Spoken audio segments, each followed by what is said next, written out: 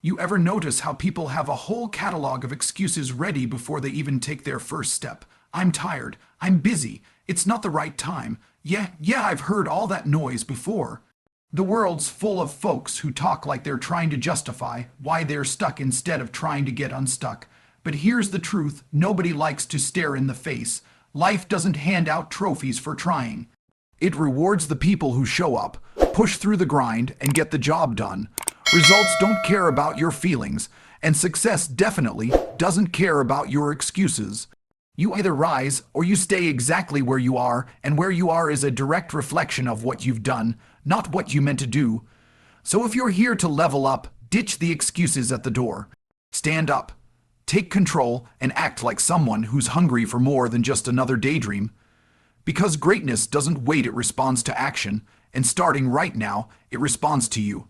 Accountability is the foundation because at the end of the day, every win and every loss in your life has your fingerprints all over it. People love pretending life is some mysterious force working against them, like there's a hidden committee somewhere plotting their downfall. Nah, most of the time it's just you versus you, and you either stepped up or you didn't. It's wild how quick people are to point fingers at their upbringing, at their boss, at the economy, at the weather. Bro, even the weather gets blamed. But accountability is about looking in the mirror and admitting that your results, good or bad, came from your choices. It's not glamorous, it's not fun, but it's real. When you start treating your life like a scoreboard where your decisions are the plays, everything changes. Suddenly, you're not just floating through your days hoping things get better. You become the person actually steering the ship, and yeah, sometimes you'll crash it. Sometimes you'll make the wrong move and it'll sting. But owning that is what separates people who grow from people who stay stuck in the same loop for years. Accountability isn't about beating yourself up. It's about understanding that if you created the mess, you can also create the masterpiece. There's power in that raw, undeniable power. The problem is, accountability feels heavy. It forces you to admit that you've been slacking, that you've wasted time, that you've talked more than you've acted. And in a world where everyone wants to feel good instantly, that kind of honesty hits like cold water. But that's exactly why it matters. Growth doesn't happen when you baby yourself. Growth happens when you call yourself out. When you stop sugar-coating your shortcomings and start fixing them. When you stop acting like life owes you something and start earning what you want. Think about it. Every successful person you admire didn't get there because someone spoon-fed them opportunities. They got there because they took responsibility for every part of their journey. They treated excuses like poison. They blamed no one. They owned their path even when it sucked, even when it was unfair, even when it felt like the whole world had it easier than them. Accountability is the backbone of that mindset. Without it, discipline collapses, consistency dies, and potential just becomes another word people throw around to feel better about not trying. And look, accountability isn't a mood. It's not something you do only on the days you feel motivated. It's a lifestyle. It's waking up and taking full possession of your actions, your attitude, your habits, even your thoughts. It's realizing that no one is coming to rescue you and that you don't need rescuing in the first place. You're capable, more capable than you give yourself credit for, but you'll never unlock that if you keep outsourcing your failures to everyone but yourself. Owning your life is step one, and once you take that step, the entire game shifts in your favor. Discipline beats motivation every single day because motivation is basically that flaky friend who hypes you up 1 minute and disappears the moment things get uncomfortable. Motivation feels good. Sure, it gives you that spark, that buzz, that little surge of "I'm gonna change my life today." But let's be real, the moment life punches you in the face, motivation packs its bags and dips. Discipline, though, discipline is the one that stays. Discipline is the one that shows up when you're exhausted, annoyed, stressed, or just downright not in the mood. It doesn't care about how you feel. It cares about what needs to be done. People get stuck because they think success comes from some magical burst of motivation that keeps going forever. Nah, it doesn't. That's why so many people start strong and quit halfway. They rely on a feeling instead of a system. Motivation is like the Wi-Fi in an old house. Sometimes it hits, sometimes it doesn't. Discipline is the Ethernet cable. It's plugged in, stable, consistent, and reliable. You might not always like it, but it gets the job done. When you build discipline, you build a version of yourself that's dangerous in the best way. You become the type of person who doesn't wait around for the right moment. You create the moment. You stop negotiating with your excuses. You stop letting your mood dictate your progress. You stop being soft with yourself. Discipline is that voice in your head that says, yeah, I know you're tired, but do it anyway. It's the thing that pushes you through when everything else in you wants to quit. And the wild part, every time you listen to that voice, you become stronger. Not just physically or financially, mentally. You start trusting yourself more. You start believing that you can rely on your own consistency instead of luck or hype. And let's be honest, life will always throw distractions, temptations, and chaos your way. Motivation gets derailed by that stuff instantly, but discipline knows how to adapt.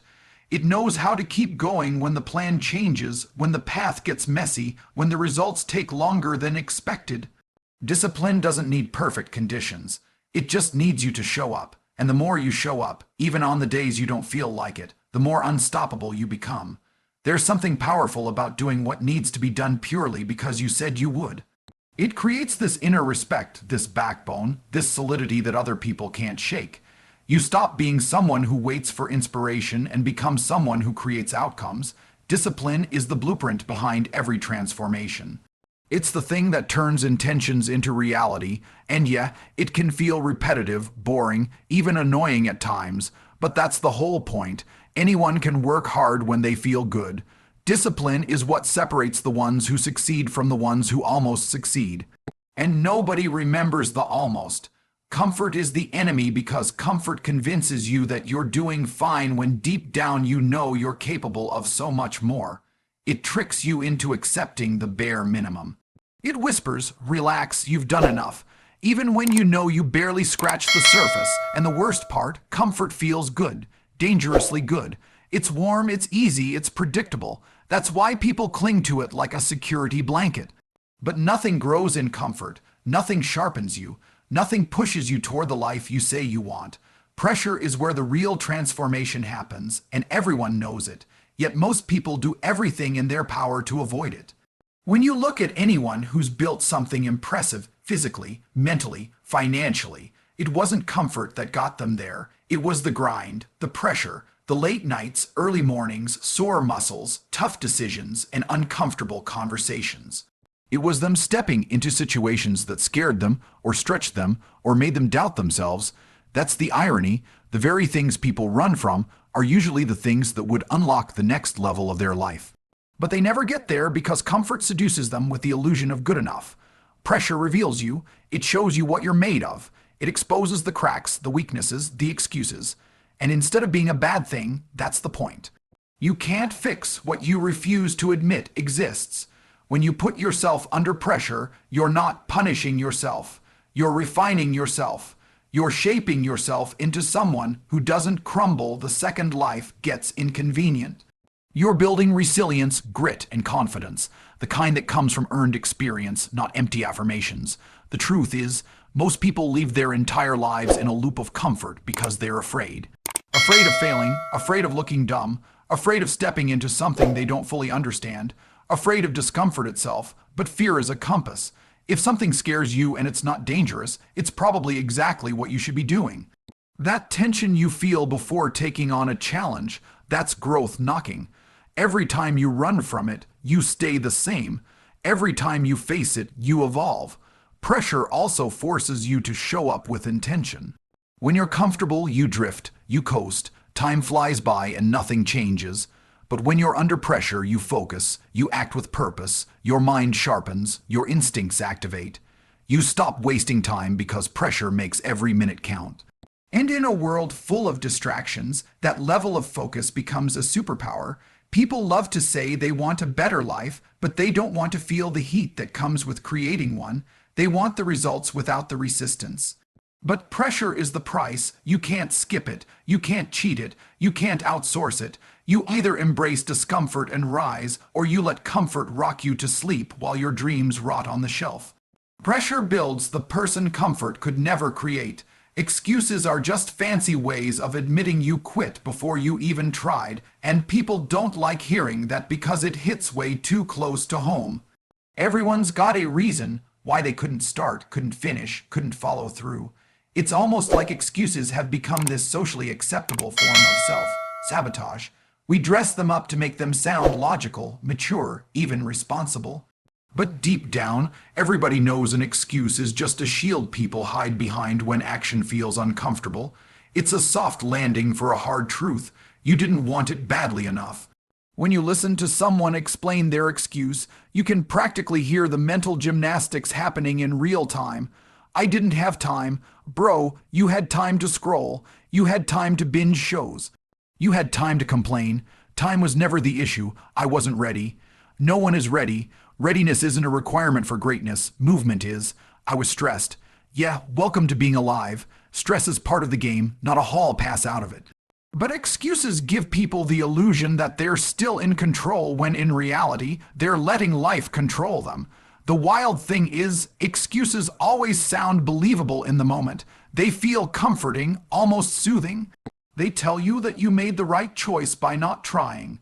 They protect your ego from taking a hit. That's why excuses are dangerous. They give you temporary relief while creating permanent regret. You trade progress for comfort.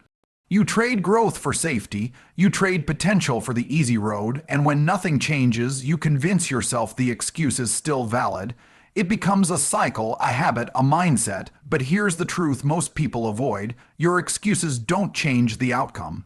They don't hold back the consequences. They don't soften the reality. Life doesn't say, oh, you had a good excuse, never mind. Results don't care. Your body doesn't get in shape because you explained why you skipped the gym. Your bank account doesn't grow because you had a solid reason for not putting in the work. Your dreams don't get closer because you justified procrastination. Excuses feel good, but they change nothing.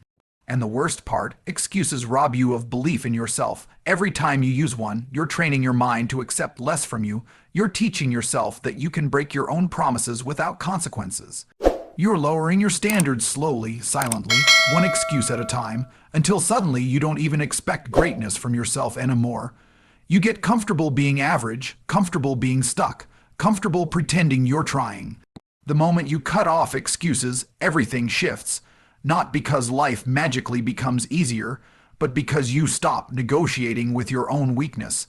You stop looking for exits and start looking for ways to push through. You stop lying to yourself. You start operating with honesty, with grit, with accountability. That's when you finally see what you're capable of. Not the version of you padded by excuses, but the version of you powered by action. That version, that's the one who wins. Results don't care how you feel, they only care what you do. And that's the part most people struggle to accept. Feelings are unpredictable. Some days you wake up ready to conquer the world, and other days you feel like hitting snooze until the sun taps out. But results don't adjust themselves to match your mood. They don't pause because you're tired, stressed, annoyed, or not in the right headspace. Results are brutally neutral. They reflect effort, not emotion. They reflect action, not intention. They reflect consistency, not convenience. Most people live in this fantasy where they think life will reward them just because they meant well. Like wanting success should count for something. But wanting isn't doing, thinking about improving isn't improving, planning isn't executing, talking about change isn't change. Results only show up when you put in real work, on good days, bad days, and the days where everything feels like it's falling apart. That's the real test. Anyone can make progress when life feels smooth. The question is, who are you when it doesn't? And let's be honest, your feelings will lie to you constantly. They'll tell you you're too tired to try. They'll tell you you deserve a break even when you haven't earned one. They'll tell you the task is too hard, the dream is too big, the road is too long. Feelings are dramatic like that. They exaggerate obstacles and downplay your ability. But results don't care about that emotional chaos. They don't get swayed by your inner excuses or your self-doubt. They simply wait for action. And the moment you move, the moment you take a step, no matter how small, results start shifting. That's why people who succeed aren't the ones who feel amazing every day. They're the ones who have mastered the art of doing the work regardless of the emotional weather. They treat feelings like background noise. They don't ignore them, but they don't worship them either. They don't let emotions become the CEO of their life. They let discipline drive and let feelings sit in the passenger seat where they belong. Because they understand something crucial. The world rewards productivity, not sensitivity, and here's where things get real. Results expose you. They show you exactly what you've been doing with your time. They reveal your habits, your priorities, your discipline. They don't lie. If you've been consistent, the results will show it. If you've been slacking, the results will scream it. If you've been making excuses disguised as being gentle with yourself, the results will call you out in the loudest way possible. Results are the ultimate truth teller. What blows people's minds is how quickly life changes once you stop waiting to feel like it. When you take action anyway, tired, annoyed, bored, unmotivated, overwhelmed, you build a momentum that feelings can't control anymore. You start proving to yourself that you're capable of way more than your mind tries to convince you. You stop being ruled by temporary emotions and start being guided by long-term purpose. That's when progress becomes inevitable. Results don't care about your mood swings. They don't care about your excuses. They don't care about how rough your day was. They only respond to what you actually get done. And once you start operating with that understanding, you become unstoppable. Not because life gets easier, but because you stop letting your emotions become barriers to your own success.